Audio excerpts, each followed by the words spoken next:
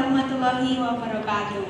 Selamat pagi anak-anak. Pada hari ini kita akan belajar teks fiksi. Seperti yang ada di layar, ambil C, yaitu ayo belajar teks fiksi.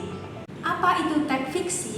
Teks fiksi adalah teks yang berisi cerita berdasarkan imajinasi pengarang yang bertujuan untuk menghibur, menggugah emosi, menyampaikan pesan moral, dan merangsang pikiran para pembacanya.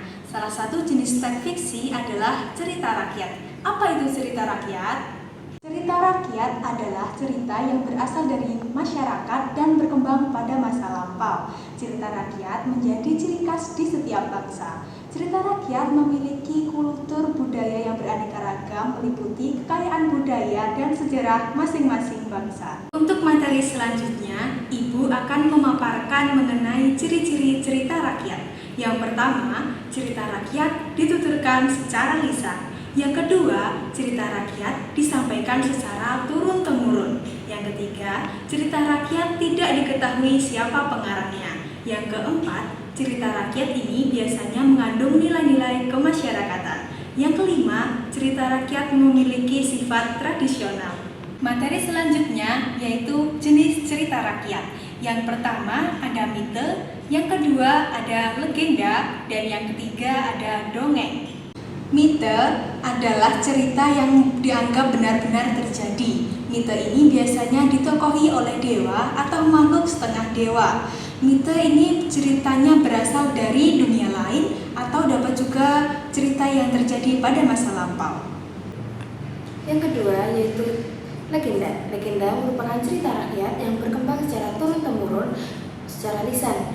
Legenda sendiri bersifat anonim atau tidak diketahui pengarangnya.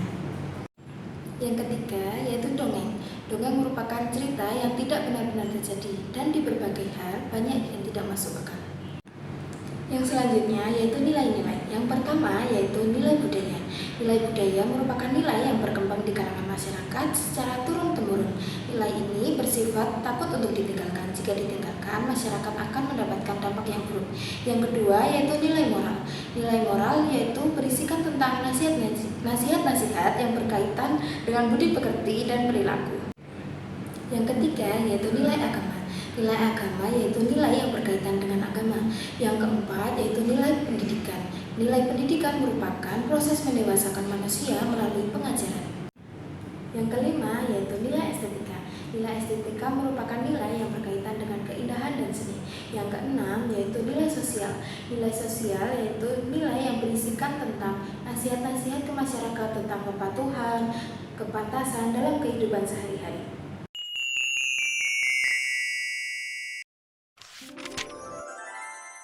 Batu menangis. Pada zaman dahulu kala, hiduplah seorang ibu dengan anak perempuannya yang bernama Darmi. Ayah Darmi sudah meninggal saat Darmi masih kecil. Dahulu mereka hidup berkecukupan. Namun setelah ayahnya meninggal, ibu Darmi harus bekerja keras di ladang demi hidup mereka. Karena setiap hari bekerja di ladang, kulit ibu Darmi jadi kian gelap. Berat tubuhnya juga menyusut. Semua dilakukannya demi Darmi, putri satu-satunya. Namun apa yang dilakukan Darmi? Dia tidak mau membantu ibunya. Kerjanya setiap hari hanya berdandan. Dia juga enggan keluar rumah karena takut kulitnya jadi gelap seperti ibunya. Suatu hari, ibu Darmi hendak bekerja di ladang. Dia akan bekerja sampai sore, sebab musim panen sudah tiba. Ibu Darmi berkata pada Darmi, Darmi, bisakah kamu memasak hari ini, nak? Ibu tidak bisa pulang siang ini karena harus menyelesaikan panen kita. Jika sudah selesai masak, maukah kamu mengantarnya ke ladang untuk ibu? Darmi yang sedang menyisir rambutnya yang indah terkejut. Tidak mau, Bu. Kalau aku masak, nanti rambutku bau tungku. Aku kan habis keramas. Lalu, kalau aku mengantar makanan ke ladang, kulitku jadi hitam. Aku kan habis luluran. Ibu Darmi hanya menggeleng-gelengkan kepala sedih. Di ladang, Ibu Darmi bekerja dengan keras. Dia mengumpulkan hasil panen. Besok, dia akan menjualnya ke pasar. Dia tidak memperdulikan perutnya yang lapar. Saat lelah, dia beristirahat sambil meminum air kendi yang dibawanya. Dia berdoa dalam hati. Ya Tuhan, tolong kami. Ubahlah anakku. Lepaskan dia dari sifat malasnya. Setelah pulang dari ladang, Ibu Darmi pulang ke rumah. Betapa terkejutnya. Di sana tak ada makanan yang bisa dimakan. Darmi sama sekali tidak memasak. Darmi yang melihat ibunya pulang malah marah-marah. Ibu ini kemana saja sih? Masa tidak ada makanan di rumah? Aku kan lapar. Seharian tidak makan.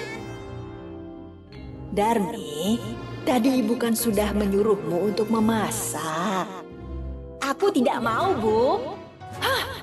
Darmi meninggalkan ibunya yang kelaparan dan juga lelah. Keesokan harinya, Ibu Darmi sudah bersiap dengan hasil panennya. Dia akan pergi ke pasar. Darmi, ikutlah ibu ke pasar, nak. Ibu membutuhkanmu untuk membawa hasil ladang kita. Nggak mau, Bu. Nanti kulitku kotor. Apalagi pasar kan becek. Aduh, aku nggak bisa membayangkan kulitku yang bersih ikutan kotor.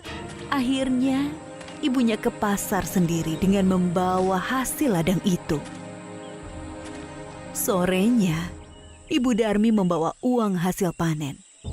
Tidak terlalu banyak, hanya cukup untuk membeli benih dan makan beberapa hari. Darmi yang melihat ibunya sedang menghitung uang, segera mendekati ibunya. Bu, bedaku habis. Tolong belikan dong, Bu. Ya, besok ibu belikan.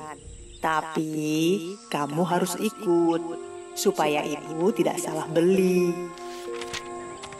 Akhirnya Darmi dengan terpaksa ikut ibunya pergi ke pasar. Tapi Darmi berbisik kepada ibunya. Bu, nanti kita jalannya jangan berdampingan. Ibu di belakangku saja. Kenapa, Darmi? Pokoknya ibu jalan di belakangku. Darmi sebenarnya malu berjalan bersama ibunya yang berkulit gelap dan wajah yang tak terawat. Tiba-tiba, di tengah jalan, ada seorang teman Darmi yang menghampiri dan bertanya. Hai Darmi, kamu mau kemana? Aku mau ke pasar. Teman Darmi melihat Ibu Darmi dengan pandangan bertanya. Dia siapa Darmi? Ibumu ya? Darmi yang tak ingin temannya tahu jika dia punya ibu yang kotor dan jelek, segera menjawab. Oh, dia pembantuku. Tentu saja bukan ibuku. Ih, amit-amit deh. Betapa sedih saat Ibu Darmi mendengarnya. Namun hanya ditahan dalam hati. Mereka melanjutkan perjalanan. Darmi bertemu dengan temannya yang lain. Darmi, kau mau kemana? Aku mau ke pasar. Ngomong-ngomong, siapa yang ada di belakangmu? Apa dia ibumu? Bukan, dia bukan ibuku. Dia pembantuku. Sungguh hati Ibu Darmi semakin sedih.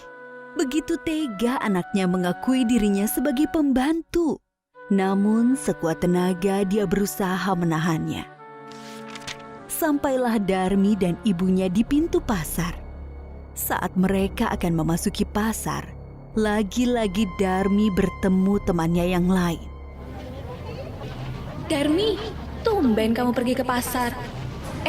Siapa yang berjalan di belakangmu? Itu pembantuku. Ibu Darmi tak kuasa menahan air matanya. Dia sudah tak tahan lagi. Maka dia pun berdoa dalam hati. Ya Tuhan, hamba sudah tidak kuat lagi dengan sikap anak hamba. Tolong kiranya Tuhan menghukumnya agar dia menjadi jera. Setelah Ibu Darmi selesai berdoa, tiba-tiba Darmi menjerit. Ibu! Tolong aku! Ada apa dengan kakiku? Kenapa tidak bisa digerakkan lagi? Sedikit demi sedikit Darmi menjadi batu. Ibu Darmi menangis pilu. Maafkan aku, Nak. Ini semua karena perlakuanmu terhadap ibu. Ampun, Bu! Ampun! Darmi tidak akan mengulanginya lagi.